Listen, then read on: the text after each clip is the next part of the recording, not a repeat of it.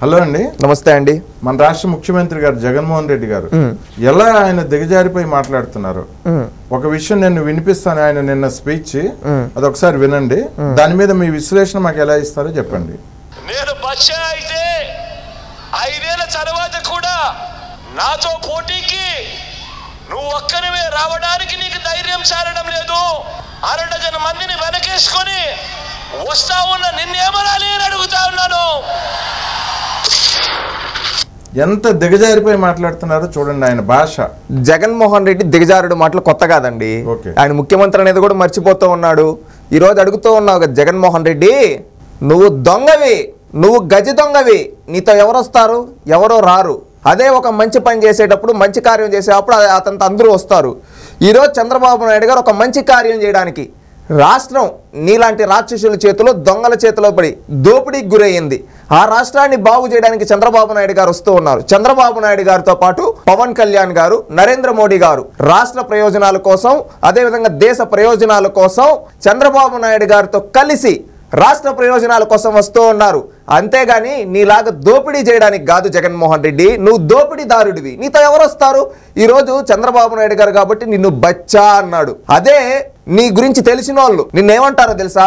నీ చుట్టూ ఉండే వాళ్ళు, నీతో వచ్చే వాళ్ళు ఎవరో తెలుసా? ఒక 2 మాటలు చెప్తాం జగన్మోహన్ రెడ్డి. నువ్వు అంటూ ఉన్నావు చంద్రబాబు నాయుడు గారిని ఏమనాలి అని అడుగుతూ ఉన్నావు. నిన్ను బచ్చా అన్నందుకు నువ్వు నిజంగా బచ్చా కాదు, నువ్వు వేరేది. అదేంటో ఒకసారి చెప్తా. ఒక ఎర్ర చందనం స్మగ్లరు 11 కేసులు తనపై ఉన్నాయని తన ఎన్నికల అఫిడవిట్ లో పెట్టిన వ్యక్తికి ఎమ్మెల్యే టికెట్ ఇచ్చిన వ్యక్తిని ఏమంటారు జగన్మోహన్ రెడ్డి? నువ్వు చెప్పు జగన్ రెడ్డి, నువ్వు చెప్పు. అదే విధంగా ఇసుక మాఫియా చేసేవాడిని ప్రోత్సహించే వాడిని ఏమంటారు? ఇల్లీగల్ గా డ్రగ్స్ అమ్మేవాడిని ప్రోత్సహించే వాడిని ఏమంటారు? ఇవన్నీ చేసేది నువ్వు కాదా జగన్మోహన్ రెడ్డి? మళ్ళీ ఇంకొకటి అంటావు, ఆడవాళ్ళని, సొంత ఇంట్లో ఆడవాళ్ళకి అక్రమ సంబంధాలు అంటగట్టే వ్యక్తిని ఏమంటారు? నువ్వు చెప్పు జగన్మోహన్ రెడ్డి. మళ్ళీ దళితుల్ని, అంటే బచ్చా కాకుండా ఇంకో పదం ఉందంటారు మీరు.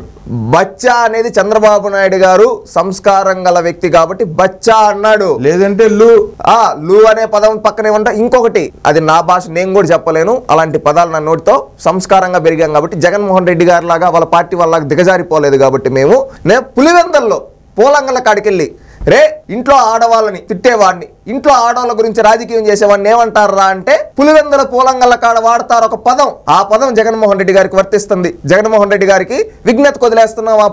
ఆ పదం అంటారు జగన్మోహన్ రెడ్డిని. దళితులు చంపేసిన వ్యక్తిని తీసుకొని వచ్చి నీ క్యాంపులో కూర్చోబెట్టుకుంటావు. అదేవిధంగా పల్నాడులో బీసీలను చంపేసిన వ్యక్తిని తీసుకొని వచ్చి సౌమ్యుడు, ఈ విధంగా టికెట్ ఇస్తున్నా అంటావు. 100 మందిని చంపినోడు సౌమ్యుడా? 100 కోట్లు ఉండేవాడు అంతంత మాత్రమా? ఈ విధంగా మాట్లాడి నిన్నేమనాలి జగన్మోహన్ రెడ్డి? జగన్ రెడ్డి ఏమనాలి నిన్ను? ఇతని చరిత్ర, ఇతను ఏంటంటే ముఖ్యమంత్రిగా అనర్వుడు బహుశా. ఎందుకంటే ఈ పదం నేను చెప్పడం ఎందుకు చెప్తున్నా అంటే ఆంధ్రప్రదేశ్ రాష్ట్ర చరిత్రలో 1952 నుంచి మద్రాస్ ప్రెసిడెన్సీలో ఉన్న రోజు నుంచి అటు తెలంగాణ, హైదరాబాద్ రాష్ట్రంలో కావచ్చు, ఈ రోజు కావచ్చు, ఇప్పటి వరకు ఏ ముఖ్యమంత్రి చేయనంత దరిద్రంగా, అదేవిధంగా ఏ ముఖ్యమంత్రి దిగజారనంత దిగజారిపోయి రాజకీయం చేస్తున్నాడు ఈ జగన్మోహన్ రెడ్డి. ఎందుకంటే ఆ రోజు ఉమ్మడి ఆంధ్రప్రదేశ్లో 1956 నీలం సంజీవ రెడ్డి నుంచి నల్లారి కిరణ్ కుమార్ రెడ్డి వరకు, అంతకుముందు టంగుటూరు ప్రకాశం పంతులు, బెజవాడ గోపాలకృష్ణారెడ్డి, అక్కడ బూర్గుల రామకృష్ణారావు, ఇక్కడ తెలంగాణలో కేసీఆర్ కావచ్చు, రేవంత్ రెడ్డి గారు కావచ్చు, ఎవ్వరు చెయ్యనంత విధంగా దిగజారు రాజకీయం ఎవర్రా చేసేదంటే ఈ జగన్మోహన్ రెడ్డి. విత్ ప్రూఫ్ చెప్తాం. ఎందుకంటే దళితులను చంపేసిన వ్యక్తిని ఎవరన్నా పక్కన కూర్చోబెట్టుకుంటాడా? పక్కన కూర్చోబెట్టుకున్నావు అంటే నువ్వు దళిత ద్రోహి కాదా జగన్మోహన్ రెడ్డి? చంద్రబాబు నాయుడు నిన్ను బచ్చా అంటున్నారు. దళితులంతా ఏమంటున్నావు తెలుసా? మా దళిత ద్రోహి జగన్ అంటున్నారు. మా బీసీలని పల్నాల్లో మా యాదవ బిడ్డలను చంపేస్తే కనీసం పట్టించుకోకుండా చంపిన పిన్నెల్లి రామకృష్ణారెడ్డిని చెయ్యి పైన చెయ్యేసి సీట్ ఇచ్చి సౌమ్యుడు అంటూ ఉన్నాడు. అందుకు మా బీసీలంతా అంటున్నావు నువ్వు బీసీ ద్రోహి అని. అదేవిధంగా మా మైనారిటీ బిడ్డ అబ్దుల్ సలాం కావచ్చు, మిస్బా కావచ్చు, ఈ విధంగా మా మైనారిటీ బిడ్డ మహమ్మద్ షరీఫ్ని అవమానించారు నీ పార్టీ శాసనసభ్యులు. ఈ విధంగా వీళ్ళకి చావుకారమైన నిన్ను మైనారిటీ ద్రోహి అంటూ ఉన్నాం. అదేవిధంగా ఆంధ్రప్రదేశ్ రాష్ట్రానికి రాజధానిగా లేకుండా చేసినందుకు ఆంధ్రప్రదేశ్ ద్రోహి అంటూ ఉన్నాం. యువతకి ఉపాధి ఉద్యోగ అవకాశాలు కల్పించకుండా గంజాయికి బానిస చేసినందుకు నువ్వు ద్రోహివి, నువ్వు బచ్చా కాదు. ఆంధ్రప్రదేశ్ రాష్ట్రాన్ని నాశనం చేసిన భస్మాసురుడివి, రాక్షసుడు అని ఆంధ్రప్రదేశ్ రాష్ట్ర ప్రజలు అంటూ ఉన్నారు. జగన్మోహన్ రెడ్డి నిన్ను అది తెలుసుకో. ఏ దేవాలయానికి వెళ్తున్నావంటే 4 వస్తారండి ఆయన ఎమ్మట. మరి ఒక దొంగ నేను దొంగతనానికి వెళ్తున్నాను నాకు తోడు రమ్మంటే ఎవరన్నా వస్తారా? అదే కదండి చెప్పింది. ఇతను దొంగ, ద్రోహి. ఇలాంటి వ్యక్తి కోసం ఎవరు వస్తారు? సొంత కుటుంబ సభ్యులు ఆయనతో రావట్లేదు. ఇక్కడ మీకు క్లారిటీగా చెప్పేది ఏంటంటే అండి, వాళ్ళమ్మ ఈయన నమ్మనని చెప్పి అమెరికాకి వెళ్ళిపోయింది.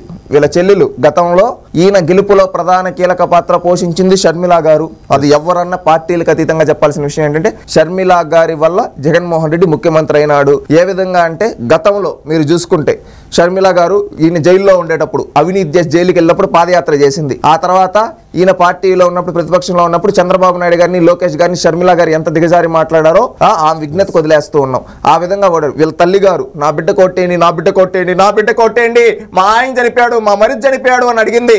ఈ రోజు అన్ని నిజాలు తెలిసిన తర్వాత వాళ్ళేం సమ్మగా జరుపుకునేశారు పక్కకి. ఈ రోజు నాశనం అయిపోయింది ప్రజలు. ఈ రోజు విజయమ్మ గారు కావచ్చు, షర్మిల గారు కావచ్చు సమాధానం చెప్పాలి. అదేవిధంగా ఈ జగన్మోహన్ రెడ్డిని సొంత కుటుంబ సభ్యులు వదిలేశారంటే ఇతను ఎంత నీచుడో అర్థం చేసుకోవాలి ప్రజలు. సో అంటే ఆయన కుటుంబ సభ్యులు ఆయన నమ్మి ఆయనతో రావట్లేదు. ఈయన పదే పదే చంద్రబాబు నాయుడు గారిని నువ్వు వాళ్ళని తీసుకొని వస్తున్నావని చెప్పి దానికి అర్థమే ఉంది. ఇతను విజ్ఞత లేని వ్యక్తి అండి. ఏంటంటే మైండ్ లేదు, ఏం మాట్లాడతాం, ఆయన విజ్ఞతకు వదిలేస్తున్నాం. చంద్రబాబు నాయుడు గారు కాబట్టి బచ్చా అన్నారు, బీసీలు వీళ్ళంతా నువ్వు మా వర్గాలకు ద్రోహం చేసిన ద్రోహి అంటూ ఉన్నారు. ఓకే అండి, ధన్యవాదాలండి.